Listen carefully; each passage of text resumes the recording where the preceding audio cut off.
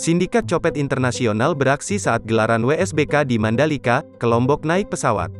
Kepolisian daerah Nusa Tenggara Barat mengungkap sindikat copet internasional yang beraksi saat gelaran World Superbike Series, WSBK, di sirkuit Mandalika beberapa waktu lalu. Menurut polisi, para pelaku mengeluarkan modal cukup besar untuk beraksi, yaitu dengan membeli tiket pesawat ke Lombok, menyewa hotel selama penyelenggaraan WSBK, menyewa mobil, hingga membeli tiket untuk menjadi penonton. Mereka ini mengeluarkan biaya nggak kecil. Mereka bermodal, mereka membeli tiket modal dari Jakarta ke Lombok tidak murah. Untuk sewa mobil, kendaraan, losmen.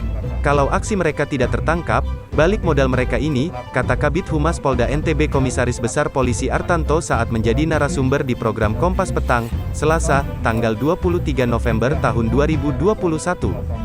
Berdasarkan penyidikan sementara, sindikat ini telah bersaksi di berbagai kota, baik di Indonesia maupun di luar negeri. Menurut Artanto, para pelaku pernah juga melakukan aksi serupa di kegiatan-kegiatan internasional di Batam, Singapura dan Malaysia. Dalam setiap aksinya, mereka selalu mengeluarkan modal besar. Jadi mereka ini bukan ecek-ecek paparnya. Bahkan, disebutkan Artanto, pelaku sudah melakukan aksi kejahatan hingga 50 kali di berbagai tempat.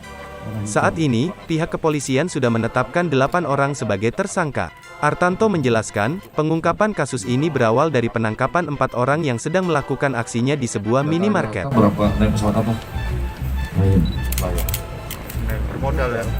Kapan datangnya Pak? Hari Jumat Hari Jumat. pagi. Terus hari Sabtu langsung eksekusi ya? Iya. Masuk Sabtu Minggu. Bang, Itu masuk dua kali beli tiket. Masuknya hari Jumat dan hari Libur, Minggu. libur. Cuman beroperasinya pas hari Minggu aja. Oke. kalau profesi sehari-hari apa? Nyopet. Saya profesinya rental Pak.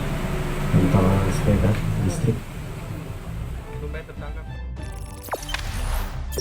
Jangan lupa subscribe, share, komen, dan like ya.